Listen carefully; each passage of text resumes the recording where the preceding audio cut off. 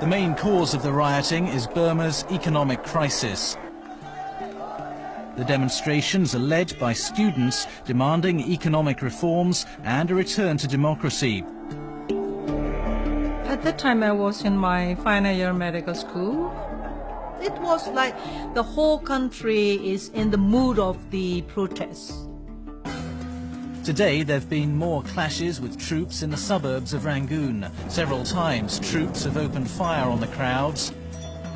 The way the government took action against this was very violent, very militant. Some students have been killed. One of my friends was shot. The medical professionals, they were taking the lead, and then the Rangoon General Hospital became the central place for the protests. It was a very big rally inside the Rangoon General Hospital, and the truck arrived and the government army shot just randomly into the hospital. We tried to help some injured people. I never treated a gunshot wound patient in the past. It was shocking to treat gunshot wound injured people. So many patients at the same time, it's a little bit difficult to handle. At Rangoon General Hospital, Aung San Suu Kyi addressed tens of thousands of people who had gathered. At that time, Aung San Suu Kyi was not well known by the international community. A woman who for the last 20 years has lived in England.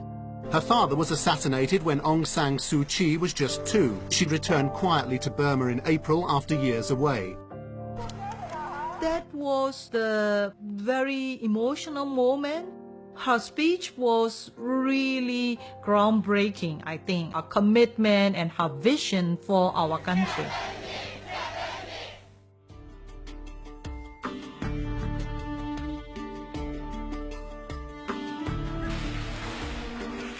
With the army on the streets, there is a mood of fear in Rangoon tonight. The situation after the crackdown in September was even worse than the situation before the protests. It does seem most of the army is backing the coup. I have no choice. I already believe in the revolution. I couldn't stop anymore. I expected one day I might be arrested. I was arrested in 1993. It was a couple of days just before my 27th birthday. I was a little bit excited to be in prison because I really want to write my own prison memoir one day. I spent 5 years, 6 months in prison, in solitary confinement throughout the prison term. After I was released, I went back to the hospital. And then a quite unforgettable moment. Aung San Suu Kyi, a free woman, walking to meet her people. We are having such a high expectation to Aung San Suu Kyi.